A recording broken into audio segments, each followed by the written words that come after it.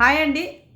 Monday వచ్చిందంటే నామినేషన్స్లలో ఎవరిని nomination చేసుకుంటారు, ఏ విధమైనటువంటి పాయింట్లతో నామినేషన్ చేసుకుంటారు అని ఎదురు చూస్తాము. ఎవరి మధ్య గొడవలు అయితే అనేది కూడా మనకు ఒక క్యూరియాసిటీ ఉంటుంది చూడడానికి. కానీ ఇప్పుడు ఈరోజు పెట్టిన నామినేషన్స్ ఏంటంటే మట్టిలో, అంటే పైనంగా మట్టి పడుతుంటుంది, వాటర్లో ఒక మట్టి కలిపి పడుతుంటుంది నామినేషన్స్. ఆ నామినేషన్సే ప్రతి సీజన్లో పెడుతుంటాడు. అలాంటి నామినేషన్సే ఇది కూడా ఫైర్ మీద ఉంటుందేమో అని మనం ఎంతో ఆతృతతో ఎదురుస్తాం, కానీ అంత ఫైర్ అయితే లేదు. కాకపోతే నామినేషన్స్ పాయింట్స్ పెట్టిరు, బాగానే ఉంది నామినేషన్స్ అనిపించింది. కానీ ఇక్కడ బిగ్ బాస్ కొన్ని టిస్టులు ఇచ్చిండు. ఆ టిస్టులలో ఎవరు సేఫ్ అయ్యారు, ఎవరు నామినేషన్లోకి వచ్చారు, అసలు నామినేషన్స్ ప్రాసెస్ ఏంది, అసలు ఏం జరుగుతుంది హౌస్లో అనే దాని గురించి మాట్లాడుకుందాం. చాలా ఇంట్రెస్ట్గా ఉంటుంది. ఎందుకంటే బిగ్ బాస్ ఇచ్చిన టిస్టే అదిరిపోయే టిస్ట్ ఇచ్చిండు. ఆ టిస్ట్ ఏందని మాట్లాడదాము. ఇక్కడ మాట్లాడబోయే ముందు ప్లీజ్ దయచేసి నా ఛానల్ లైక్ చేయండి, ప్లీజ్ లైక్ చేయండి, నా ఛానల్ సబ్స్క్రైబ్ చేసుకోండి. నాకు ఎందుకంటే సపోర్ట్ చేస్తే ఇంకొక నలుగురికి వెళ్తుందన్న ఉద్దేశంతోనే సపోర్ట్ చేయండి ప్లీజ్, దయచేసి సపోర్ట్ కూడా చేయండి. ఇప్పుడు నామినేషన్స్ ప్రాసెస్ గురించి మాట్లాడుకుందాం. పైనంగా పైపు పెడతారు, అందులో మట్టి కలిపి ఉంటుంది. ఆ వాటర్ వచ్చేసి వీళ్ళ ఎత్తి పైన పడుతుంది, కుర్చేసి ఉంటారు, ఆ కుర్చీ పైన కూర్చుంటారు. నామినేట్ అయ్యే పర్సన్ ఎవరైతే ఉంటారో వాళ్ళు, అది నామినేషన్స్ ప్రాసెస్ అన్నట్టు. ఇక్కడ బిగ్ బాస్ ఏం టిస్ట్ ఇచ్చిండంటే, ఇక్కడ అందరూ ఉన్నటువంటి 10 మంది కదా హౌస్లో ఉన్నది, ఆ 10 మంది నామినేట్ అవుతారు అని చెప్పేసి బిగ్ బాస్ టిస్ట్ ఇచ్చేసిండు. ఈ 10 మంది నామినేషన్లోకి వచ్చారు ఈ వారం అని అన్నాడు. ఇందులో మరి 6గురినే చూపించిండు. ఈ 6గురే నామినేషన్ చేసుకున్నారు కదా, సింగిల్ ఓటు పడ్డా కూడా నామినేషన్ అని చెప్పిండు బిగ్ బాస్. మరి 6గురు అంటే ఒకరినే నామినేషన్ చేయాలని చెప్పేసి బిగ్ బాస్ చెప్పిండు. ఈ 6గురు నామినేషన్లోకి వచ్చారు కదా అని చెప్పేసి అనుకోవచ్చు. ఈ 6గురు నామినేషన్లోకి వచ్చిర్రు అని అనేది మన ప్రోమో చూసినాం. ప్రోమోల ప్రకారం ఒక 6గురే నామినేషన్లోకి వచ్చిర్రు. మరి మిగతా మంది ఎట్లా వచ్చిండు, బిగ్ బాసే చేసిండా ఏంటిదంటే, బిగ్ బాసే నామినేషన్ అందరిని ఆల్ హౌస్ను నామినేషన్లో పెట్టిండు. ఎక్సెప్ట్ క్యాప్టెన్ కూడా నామినేషన్లోకి వచ్చిండు. క్యాప్టెన్ కూడా నామినేషన్లోకి ఎందుకు వచ్చిండంటే, ఆయన కూడా రావాలి, ఆయన కూడా ప్రూవ్ చేసుకోవాలనే ఉద్దేశంతో బిగ్ బాస్ ఒక మంచి అవకాశం ఇచ్చిండు ఇమ్మాన్యుయల్కి అని చెప్పుకోవచ్చు. కానీ ఆ అవకాశం ఏ విధంగా చెల్లా చెదిరైంది అన్నది దాని గురించి మనం ఈ వీడియోలోనే మాట్లాడుకుందాం. ఫస్ట్ నామినేషన్ ప్రాసెస్ ఏంటంటే, ఒకరు వచ్చి ఇంకోళ్ళు నామినేషన్ చేయాలి. జస్ట్ 5 minutesే టైం ఇస్తాడు. ఆ 5 minutesలో నామినేషన్ చేసేవాళ్ళు మాట్లాడాలి, నా డిఫెండర్ మాట్లాడాలి, అంటే నామినేషన్ పొందే వాళ్ళు కూడా మాట్లాడాలి. ఆ 5 minutes ఇద్దరు ఆర్గ్యూలు వినాలి. ఆ 5 minutes టైం అయిపోయిందంటే గమ్మున పోయి కూర్చోవాలి. అది బురద పడుతుంది. అదే నామినేషన్స్ అన్నట్టు. ఈ నామినేషన్లో ఎవరిని చేసిరని చూసినట్లయితే, ఫస్ట్ వచ్చేసి ఇమాన్యుయల్ వచ్చేసి భరణి గారు నామినేషన్ చేసేసిండు. భరణి గారు నామినేషన్ చేసినప్పుడు ఏమన్నాడంటే, అన్నా నువ్వు నాకెందుకో నీకోసం నువ్వు వాడతలేదన్నా, నీకోసం నువ్వు స్టాండ్ తీసుకోవట్లేదు, ఎందుకు స్టాండ్ తీసుకోవట్లేదు అంటే, మరి బయట నుంచి వచ్చినాక నామినేషన్ చేసినప్పుడు కూడా తనుజ నాకంటే బెటర్, తనుజ నాకంటే బాగా పర్ఫార్మెన్స్ చేస్తున్నాను మన నామినేషన్ బొమ్మల టాస్క్లో. నెక్స్ట్ ఈరోజు క్యాప్టెన్ టాస్క్లో కూడా నాకంటే తనుజనే బెటర్, తనుజనే ఆమెనే క్యాప్టెన్ అవ్వే అవకాశాలు ఆమెకే ఎక్కువ ఉన్నాయని చెప్పేసి అని అన్నావు కదా అంటే, అప్పుడు బొమ్మల టాస్క్ నామినేషన్స్ అయిపోయినాయి. నన్ను ఇద్దరు ముగ్గురు వేసేసి ఆ నామినేషన్ ప్రాసెస్ అయిపోయింది. నెక్స్ట్ ఇప్పుడు బొమ్మలు కాకుండా ఈ క్యాప్టెన్ టాస్క్ గురించి మాట్లాడని చెప్పేసి ఎవరు భరణి గారు అన్నారు. నీ పైన ఇప్పుడు ఏంది రాము చేస్తుండే కదా అన్న, నీకు అర్హత లేదు, క్యాప్టెన్ అయ్యే అర్హత లేదు, తను చేయకుండా అని చెప్పేసి అన్నప్పుడు, నువ్వు రామ్ గాని కూడా హెల్పింగ్ చేసినావు కదా, అతను చేసే నీకు అర్హత లేదన్న పర్సన్ కూడా నువ్వు హెల్పింగ్ చేసినావు కదా, దాన్ని కూడా ఎందుకు డిపెండ్ చేసుకోలేకపోయినావు అన్న అని చెప్పేసి కరెక్ట్ పాయింట్ మాట్లాడింది ఇక్కడ ఇమ్మాన్యుయల్ తప్పని చెప్పకూడదు. ఎందుకంటే అక్కడ అవతల వ్యక్తి ఎవరు, రామ్ రాథోడ్ ఏం చెప్పిండు, భరణి గారు రామ్ రాథోడ్ని పోయినసారి ఒకసారి క్యాప్టెన్ చేసిండు. మళ్ళీ అలాంటి రామ్ రాథోడే భరణి గారిని తీసేస్తున్నాడు. సో అప్పుడు అదే రైలు బోగి ఉంది కదా, ఆ బోగిలకి భరణి గారు తను చెక్కిరు. అక్కడ రామ్ రాథోడ్ ఏమైనా తప్పు చేసిండంటే, రామ్ రాథోడ్ కూడా మిస్టేక్ లేదు. కాకపోతే ఇక్కడ భరణి గారు కొంచెం ఆర్గ్యూ చేయాల్సింది ఉండే అనిపించింది. ఆ విషయాన్నే ఇమ్మాన్యుయల్ చెప్పడం జరిగింది. ఎందుకంటే ఇప్పుడు ఆల్రెడీ తెలుసు ఏంటిది, భరణి గారు వాళ్ళకి ఎక్కగానే అర్థమైపోయింది సీన్ ఏంటంటే, తనుజకు సపోర్టింగ్గా రామ్ రాథోడ్ చేస్తానని చెప్పేసి అందరికి చెప్పిండు. తనుజకి సపోర్ట్ ఈ వారం మొత్తం తనుజని క్యాప్టెన్ చేస్తానని బలంగా కూర్చున్నాడు రామ్ రాథోడ్. ఆ విషయాన్ని నేను ఏకంగానే ఈయనకు అర్థమైపోయింది. భరణికి అరే అనవసరంగా ఎక్కిన కదా అనుకున్నాడు, తల పట్టుకుని కూర్చున్నాడు. రామ్ రాథోడ్ వచ్చి, అన్న ఈసారి నేను సపోర్టింగ్ తనుజ గారికి తనుజకు చేద్దాం అనుకుంటాను అని చెప్పిండు. ఓకే నాకంటే బెటర్ అని చెప్పేసి అన్నాడు. అంటే నేను ఎందుకు ఈ బెటర్ అన్నానంటే, ఇప్పుడు చూసినట్లయితే నాకంటే ఎక్కువ సార్లు కంటెండర్ అయింది, నాకంటే ఎక్కువ సార్లు టాప్ 2 దాకా వచ్చింది, క్యాప్టెన్ టాస్క్లో టాప్ 2 దాకా వచ్చేసి ఎలిమినేషన్ అయింది. నాకు అక్కడ అనిపించింది తను కష్టపడుతుంది, సోలోగా కూడా గేమ్లు గెలిచింది. నేనైతే ఏది గ్రూప్ గేమ్లు గెలిచినా కానీ ఆ సోలో కూడా కొన్ని గేమ్లు, అంటే వారంలో గెలిచింది కదా, డార్క్ రూమ్లో టాస్క్ గెలిచింది కదా, కొన్ని సోలో కూడా గేమ్లు గెలుస్తుంది కదా. తన తపన ఉంది, తనకు గెలవాలనే ఒక కసి ఉంది. నాకంటే ఆమె డిజర్వ్ అన్న ఉద్దేశంతో నేను ఆ మాట అన్నని చెప్పేసి తను చెప్పింది. ఈ బర్ని గారు చెప్పిన పాయింట్ కూడా కరెక్ట్ అనిపించింది. ఎందుకంటే కాకపోతే ఈయన కూడా కెప్టెన్ కాలే కదా, రామ్ రాథోడ్ దగ్గర వాదించాల్సింది ఉండే అనేది ఒకటి ఇమానియల్ పాయింట్. అది ఓకే, అక్కడ అయిపోయింది. ఇమానియల్ చెప్పిన పాయింట్ కరెక్ట్ అని చెప్పేసి ఇక పోయి కూర్చున్నాడు. ఇసుక అది పడింది, అయిపోయింది. నెక్స్ట్ వచ్చేసి రీతు వచ్చేసి దివ్య నామినేషన్ చేసింది. దివ్య నామినేషన్ చేయడానికి పాయింట్ లేదంటే ఒకరి దగ్గర నువ్వు ఫస్ట్ గ్రూప్ గేమ్ ఆడుతుంటావు, అంటే గ్రూప్ ఒక్కొక్కరిని ఇంప్లిమెంట్ చేస్తూ ఉంటావు, పోయి వాళ్ళు మ్యానికులేట్ చేస్తావు. నువ్వు వాళ్ళని చేయి, వీళ్ళని చేయి, ఈమెది చేయి, ఈమె కావాలంటే ఈమె చేసి అని చెప్పేసి నువ్వు కెప్టెన్ టాస్క్లో నువ్వు మ్యానికులేట్ చేసినావు కదా. నువ్వు ఒక గ్రూప్ను ఏర్పరచుకుంటూ ఆ గ్రూప్ ఫామ్ అయ్యి ఆ గ్రూప్లో నీవే చేయాలి, నీదే కరెక్ట్ అని చెప్పేసి నువ్వు వాదించేసి వీళ్ళంది అని చెప్పేసి అంటే వాళ్ళు ఏమైనా చిన్నపిల్లలు అని చెప్పేసి దివ్య కూడా అంటది. వాళ్ళని చిన్నపిల్లల వినడానికంటే ఆ చిన్నపిల్లలు కాదు మరి అట్లా అన్నప్పుడు నువ్వు ఏది రెబల్ అయినప్పుడు కూడా నువ్వు బర్ని గారికి విషయంలో కూడా నువ్వు బర్ని గారిని తీసేయకుండా నువ్వు కళ్యాణ్ తీసేసినావు అనే ఉద్దేశం కూడా మాట్లాడింది. మనకి ఎపిసోడ్లో ఎంత వస్తుందో చూడాలి. ఎపిసోడ్ల విషయాలు అయితే ఇప్పుడైతే లైవ్లో అయితే ఇలాంటి విషయాలు ఇలాంటి పాయింట్ కూడా మాట్లాడింది. రీతు మాట్లాడిన పాయింట్ కూడా కరెక్ట్ ఉన్నాయి, కానీ కొన్ని చోట్ల అనిపించింది. ఎందుకంటే తన గేమ్ కదా అది, ఎవరిది దివ్య గేమ్ కదా, దివ్య గేమ్ తను ఎలా ఆడాలనుకుంటుందో అలా ఆడుకుంటూ వెళ్తుంది. కాకపోతే ఇక్కడ వీడియోలో వేసి ప్లే చేయడం వల్ల ఈరోజు ఆమెది కన్నింగ్ గేమ్ లాగా కనబడింది. కాబట్టి రీతు నామినేషన్ చేయడంలో తప్పేం లేదని నాకు అనిపించింది. మీకేమనిపించింది? రీతు దివ్య నామినేషన్ చేయడం కరెక్టా రాంగ్ అనేది రైట్ రాంగ్ అనేది కామెంట్ చేయండి. అదేవిధంగా గౌరవ్ వచ్చేసి సంజన గారు నామినేషన్ చేసిండు. సంజన గారు నామినేషన్ చేసినప్పుడు గౌరవ్ మనం అనుకోవడం గౌరవం తెలివి తక్కువడేమో, పాపం ఇంగ్లీష్లో మాట్లాడతారు కాబట్టి తెలుగు రాదు ఆయనకు, ఏం అబ్జర్వేషన్ చేస్తాడో అనుకుంటాం. కానీ గౌరవ్ నిజంగా ఇంటెలిజెంట్ పర్సనే. గౌరవ్ అన్ని విధాలుగా ఆలోచించి మాట్లాడతాడనిపించింది. సంజన గారు ఈ వారం మీ గేమ్ నాకు ఏం కనబడతలేదు, మీరు టాస్క్ నుంచి అవుట్ అయిపోయినాక మీరు అక్కడ కూర్చున్నట్టు నేను ఎందుకని అంటే వాస్తవానికి సంజన గారే ఎక్కువ కనపడ్డాడు. టాస్క్ నుంచి అవుట్ అయిపోయిన తర్వాత ఆమె రెబల్ అన్నట్టుగా ఆమె చుట్టూ గేమ్ తిప్పుకునే విధంగా కూడా కొంత కనపడింది. అన్ని గేమ్లకు సంచాలకులుగా సంజన గారు చేసింది. సంజన గారు అక్కడక్కడ కనపడదు కాదు, మొత్తం సీజన్ మొత్తంలో కూడా ఆమె ఎక్కువగానే కనబడుతుంటుంది. ఏదో ఒక గొడవ పెట్టుకోవడం, ఏదో ఒకటి చేయడం, అంటే దొంగతనం చేయడం, ఆ టాస్క్ ఈ టాస్క్ ఇయ్యి అనుకుంటా ఉంటావు, నువ్వు గేము ఇదే గేమ్ ప్లే అనుకుంటాం అని చెప్పేసి గౌరవ్ కూడా కొన్ని పాయింట్ పెట్టడం జరిగింది. అదేవిధంగా డార్క్ రూమ్లో నువ్వు రీతు చౌదరికి చెప్పడం అనేది, సహాయం హెల్పింగ్ చేయడం అనేది చాలా తప్పని చెప్పేసి అబ్జర్వేషన్ చేసి చూడండి. అది హైలైట్ అన్నట్టు. ఇప్పుడు నామినేషన్లో పాయింట్లో అది సూపర్ పాయింట్. అసలు మనం అనుకుంటాం అరే గౌరవ్కి ఇంత తెలివి ఉందా అని ఆలోచన దెబ్బగా స్టన్ అయిపోతాం. అలాంటి పాయింట్ కూడా పెట్టండి. ఎందుకంటే నామినేషన్లో ఈ పాయింట్ తీసుకురావడం అనేది గ్రేట్ అన్నట్టు. ఎందుకంటే ఆ డార్క్ రూమ్లో రీతు చౌదరికి స్క్రబ్బర్ అని చెప్పేసి మన గిన్నెల్లో మీ స్క్రబ్బరు అది నీకు ఇష్టమైందని చెప్పేసి డైరెక్ట్ ఇంటి ఇచ్చింది. అది నువ్వు హెల్పింగ్ చేసినట్టే కదా, నువ్వు ఒక సంచాలకురాలు అయ్యింది మిస్టేక్ చేసినావు కదా అని చెప్పేసి అన్న పాయింట్ ఎంత బాగుంది అనిపించింది నాకైతే. అక్కడ గౌరవ్ సూపర్ అనిపించింది నాకు. అది సంజనకు డిపెండ్ చేసుకుంది కానీ అంత సూపర్ డిపెండింగ్ అనిపించలేదు నాకైతే. గౌరవ్ పాయింట్ సూపర్ అనిపించింది నాకు అక్కడ. నెక్స్ట్ వచ్చేసి కళ్యాణ్ అయితే ఇక ఈ తుపాస్ పాయింట్లో పట్టుకొని, కళ్యాణ్ ఫ్యాన్స్ ఎంతమంది ఉన్నారో నాకు తెలియదు కానీ కళ్యాణ్ ఎప్పుడు చూసినా తుపాస్ పాయింట్లో పట్టుకొని నామినేషన్ చేస్తూ ఉంటాడు. మళ్ళీ ఇంకొకరు సేఫ్ నామినేషన్ చేసినామని చెప్పేసి అనడం జరుగుతుంది. కానీ కళ్యాణ్ చేసే నామినేషన్ ఏందో అర్థం కావట్లేదు.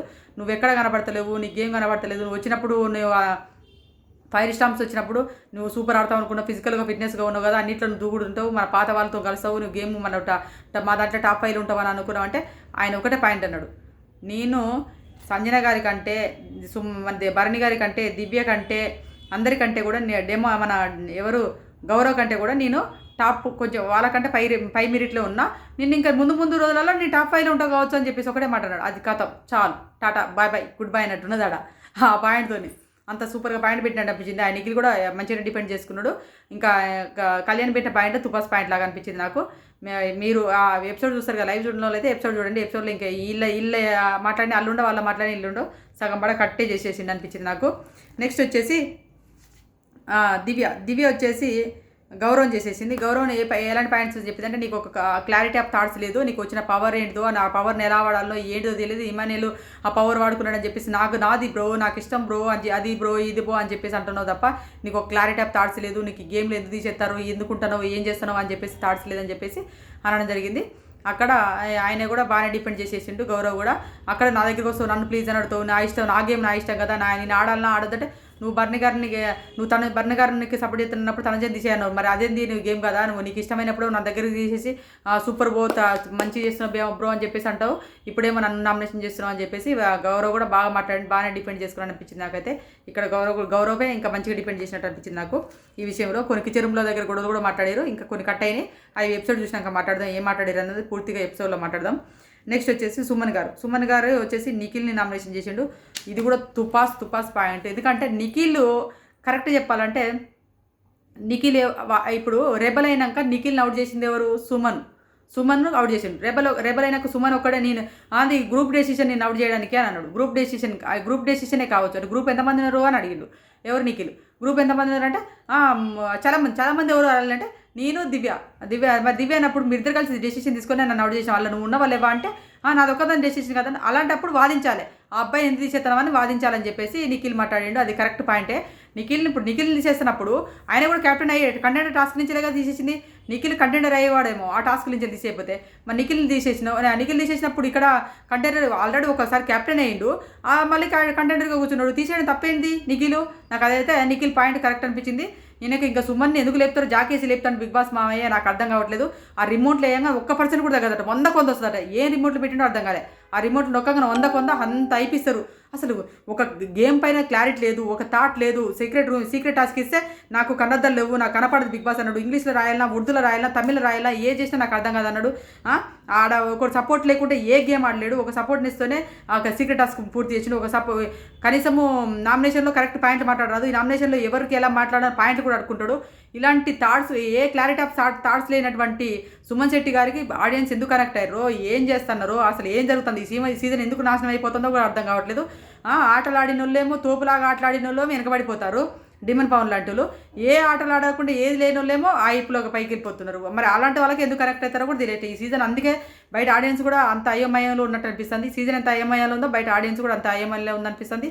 అసలు నాకైతే సుమన్ శెట్టి గారు టాప్ 5కి అర్హత లేదు, సచ్చిన అర్హత లేదని నాకు అనిపించింది. మీరు తిట్టుకున్న పర్లేదు, నాకు డిస్లైక్లు కొట్టిన పర్లేదు, సుమన్ శెట్టి గారికి టాప్ 5 అర్హత లేదు. టాప్ 5లో ఉండే అర్హత లేదు. ఒక కోణం కూడా లేదు. ఏంటంటే ఆ మంచితనం అంటారు, మంచితనంలో గేమ్లో కనపడదు మంచితనము. కనీసం గేమ్ కనపడతలేదు, ఆయన మాట తీరు కనపడతలేదు, ఆయన ఆట తీరు కనపడతలేదు. ఇంకా పోయి ఎవరితో మాట్లాడుతుండ, ఎవరితో ఏదైనా వర్కింగ్లో కనపడతాడు, ఏం లేదు అసలు. ఏదో కూర్చున్నామంటే ఆడ కూర్చున్నామంటే ఆడేస్తే ఆడ, ఏడేస్తే ఆడ, అంతే. ఆడనే ఉండిపోతాడు తప్ప. అలాంటి వ్యక్తి అంటే ఈరోజు టాప్ పొజిషన్లో 100% వచ్చిందంట. ఏమో అమ్మ, నాకేం అర్థం కట్టే. బిగ్ బాస్ మామయ్యకి ఆయనకే తెలియాలా, ఆయన తీసుకొచ్చి కప్పు చేతిలో పెడతారో కూడా తెలియట్లేదు నాకు చివరికి వచ్చాకే. నెక్స్ట్ వచ్చేసి తనుజ కూడా సేమ్ ఇలాంటి దివ్య పెట్టినటువంటి పాయింట్లు పెట్టింది. ఒక పాయింట్ ఉల్టా పెట్టేసింది నాకు అనిపించింది ఇక్కడ. ఎందుకంటే లైవ్లో నాకు అదే కనపడింది. ఏంటంటే ఫస్ట్లో క్లారిటీ ఆఫ్ థాట్స్ గౌరవ్కి లేదు నిజంగా చెప్పాలంటే.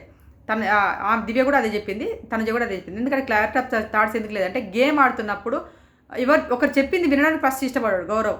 ఒకరు చెప్పింది విని దాన్ని స్వీకరించడానికి ఇష్టపడదు.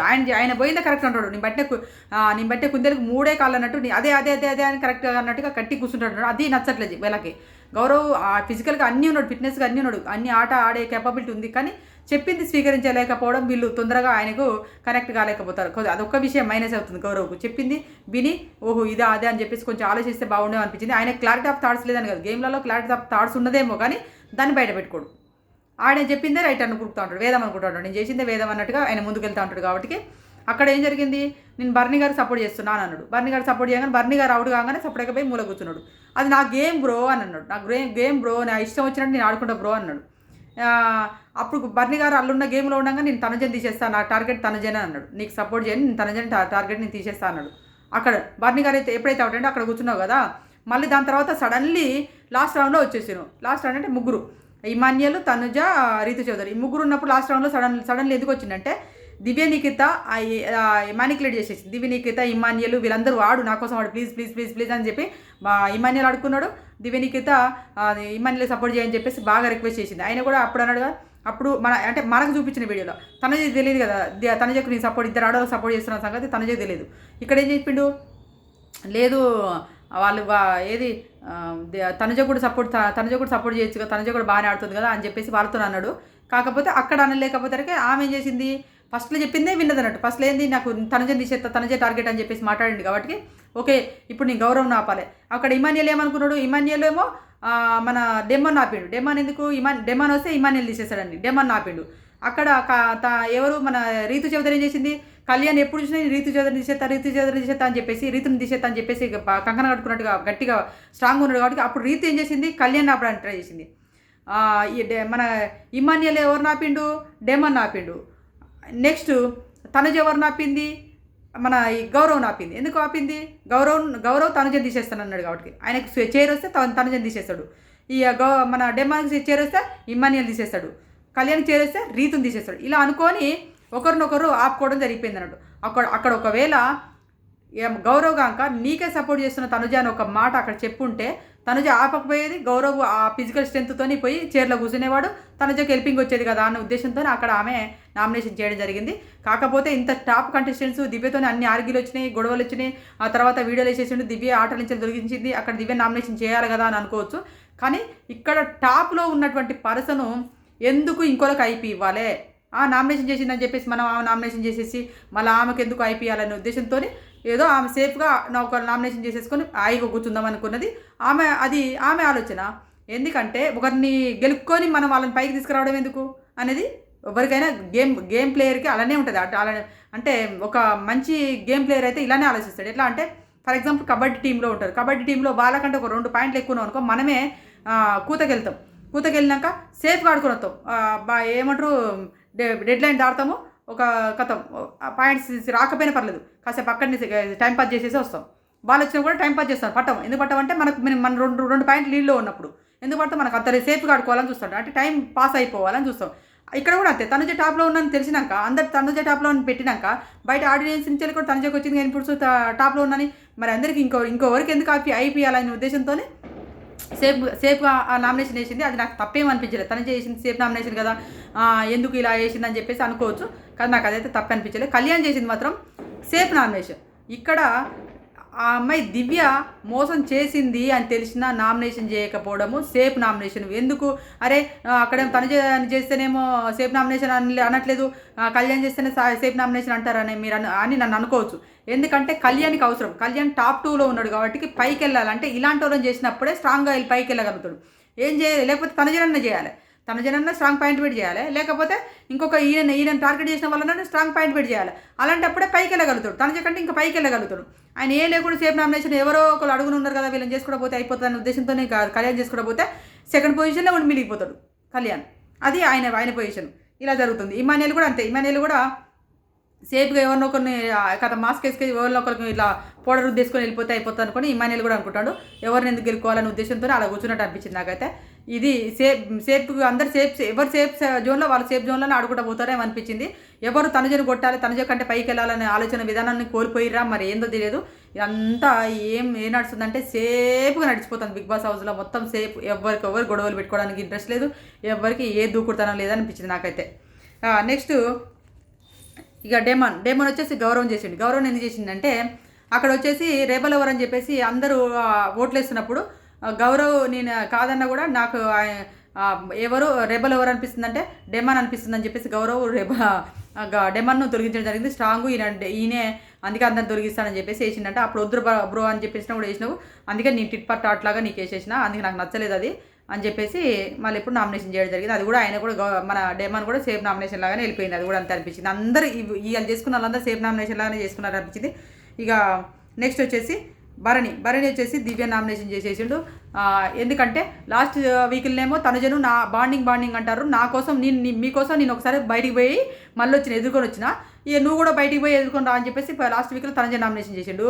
ఈ వారంలో వచ్చేసి దివ్యను మన ఇద్దరు బాండింగ్ల వల్ల మన ఇద్దరు బాండింగ్ అవసరం మొత్తం అందరూ చర్చించుకుంటారు, నువ్వు కూడా ఒకసారి బయటికి పోయి రా అని చెప్పేసి అన్నాడు. అంటే నా వల్ల నువ్వు బయటికి పోయినావా, నా వల్ల నువ్వు బయటికి పోయినావా అంటే అక్కడ చెప్పుకునే పాయింట్స్ లేవు.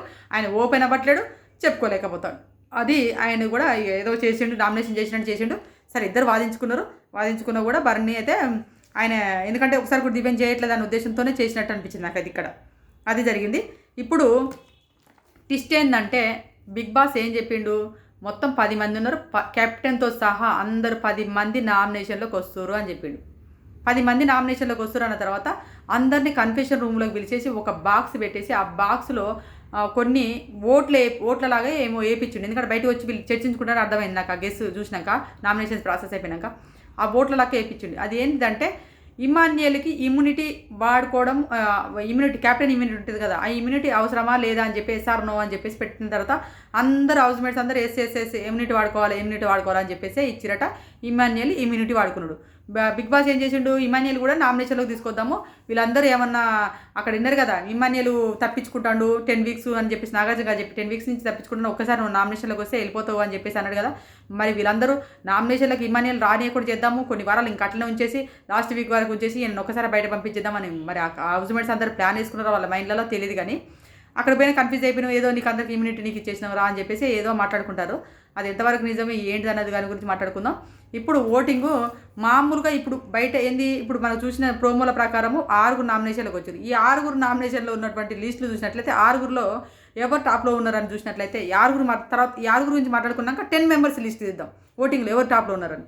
ఈ 6 చూసినట్లయితే ఈ 6లో ఒక నిమిషం 6లో వచ్చేసి రీతు చౌదరి టాప్ 1లోనే పడుతుంది. రీతు చౌదరికి ఓటింగు కొన్ని పోలల్లో భరణి గారికి టాప్ 1లో పడుతుంది. ఈ 6 ఎవరు, రీతు చౌదరి, భరణి, సంజన, గౌరవ్, నిఖిల్, దివ్య, ఈ 6 తీసుకుందాం. ఈ 6లో రీతు చౌదరికి టాప్ 1లో పడుతుంది అన్అఫీషియల్ పోలల్లో. అఫీషియల్ పోలల్లో, అన్అఫీషియల్ పోలల్లో భరణి గారికి ఎక్కువ పడుతుంది. సంజన గారు 3వ ప్లేస్లో ఉన్నారు, గౌరవ్ 4వ ప్లేస్లో, నిఖిల్ వచ్చేసి 5వ ప్లేస్లో, దివ్య నిఖిత 6వ ప్లేస్లో అంటే లిస్ట్లో ఉంది.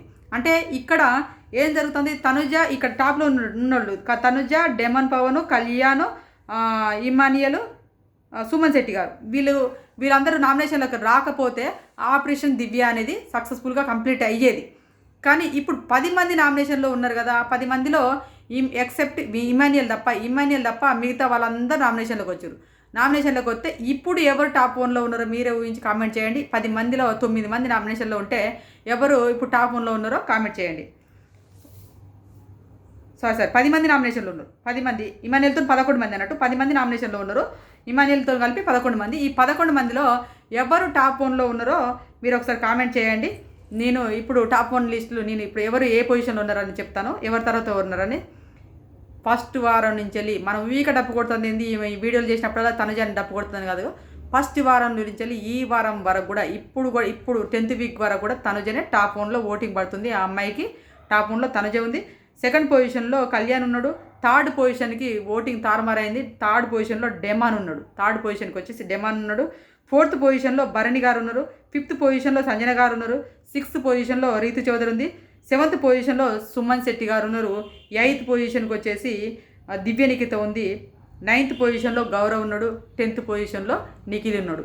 ఇది 10 మెంబర్స్ ఓటింగ్లో ఉంటే ఇది ఓటింగ్ అనాలిసిస్ అన్నట్టు. 6 మెంబర్స్ ఉంటేనేమో రీతు టాప్లో ఉంది. 10 మెంబర్స్ ఉంటేనేమో తనుజ టాప్లో ఉంది. ఇక్కడ లిస్ట్లో వచ్చేసి 10 మెంబర్స్ లిస్ట్లో 10 మెంబర్స్ ఉన్నప్పుడేమో లిస్ట్లో మాత్రం నిఖిల్, గౌరవ్, దివ్య, సుమన్ శెట్టి ఈ 4 లిస్ట్లో ఉన్నారు. ఇక్కడ మాత్రము 6 మెంబర్స్ లిస్ట్లో ఓటింగ్లో ఉంటే నామినేషన్లో ఉంటే మాత్రము దివ్య, నిఖిల్, గౌరవ్ వీళ్ళ వరకు లిస్ట్లో ఉన్నట్టు. దివ్య అక్కడ 6 మెంబర్స్ అయితే దివ్య లిస్ట్లో ఉన్నట్టు. దివ్య ఎలిమినేషన్ అయ్యే అవకాశాలు ఎక్కువ కనబడుతున్నాయి. ఇక్కడికి వచ్చేసరికి నిఖిల్, గౌరవ్ వీళ్ళ ఇద్దరి మధ్య ఎలిమినేషన్ జరుగుతుందేమో నాకు అనిపిస్తుంది. మీకే అనిపిస్తుంది? ఈ వారం ఎవరు వెళ్ళిపోతారు ఏంటిది అన్నది కామెంట్ చేయండి. 10 మంది ఉంటే మాత్రం మీరు ఈ 10 మందిలో ఎవరికి ఓట్లు వేస్తున్నారు?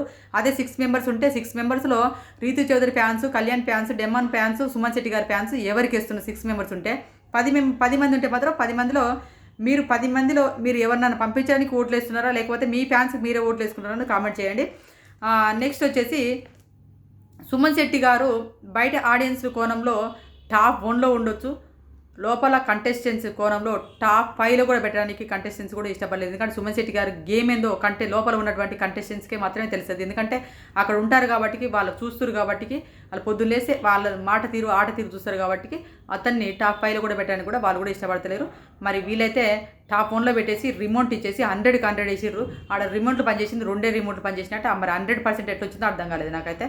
మీకేమన్నా ఇప్పుడు సుమన్ శెట్టి గారు టాప్ 5లో ఉండడా అనేది కామెంట్ చేయండి. ఇమాన్యుయల్ మళ్ళీ తప్పించుకోవడం రైటా రాంగా అనేది కూడా కామెంట్ చేయండి. ఇమాన్యుయల్ తప్పించుకోలేదు, హౌస్ మేట్స్ తప్పించారు అనిపించింది నాకైతే. మరి ఎపిసోడ్ చూసి మాట్లాడదాం. ఇది ఈరోజు లైవ్ చూసినాక అప్డేట్స్ అండి. ఇక్కడ ఎవరు సేఫ్ గేమ్ ఆడిరు, ఎవరి నామినేషన్స్ బాగున్నారు, మీరు ఎవరైనా లైవ్ చూసిన వాళ్ళు ఉంటే కామెంట్ చేయండి. మరిన్ని అప్డేట్ కోసం మాత్రం మా ఛానల్ సబ్స్క్రైబ్ చేసుకోండి. నేను నెక్స్ట్ ఎపిసోడ్ వీడియో మాత్రం ఖచ్చితంగా చూశాక పెడతాను. 11:30 12 గంటల ప్రాంతాల్లో. ఇష్టం ఉంటే చూడండి, అంటే ఆ టైం వరకు వెయిట్ చేస్తే చూడండి, లేదా మార్నింగ్ చూడండి. Okay friends, bye. ఈ వీడియో నచ్చింది అనుకుంటాను. ఒక లైక్ మాత్రం చేయండి ప్లీజ్. లైక్ మాత్రం మర్చిపోకండి. Bye friends.